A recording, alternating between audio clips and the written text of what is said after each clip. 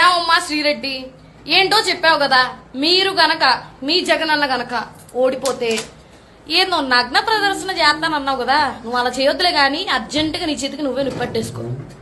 ఎందుకంటే మా వాళ్ళు మీ వాళ్ళ కంటే సాఫ్ట్ అయితే కాదు, గుర్తుపెట్టుకో. ఇప్పటిదాకా మూసుకొని కూర్చున్నావు అంటే అది బాబు గారి మీద ఉన్న గౌరవం వల్ల, ఆయన చెప్పిన మాటల్లో మీరు నడిచిన దాని వల్ల.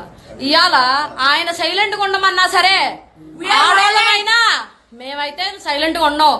నీకు మీ పేటిఎం బ్యాచ్ కి ర్యాంప్ పాడిపోద్దాం అనుకుంటున్నావు. నోరు మూసుకొని ఇక కూర్చో, బయటికి రా. ఫస్ట్ నువ్వు ఎక్కడున్నావు నాకు కావాలి.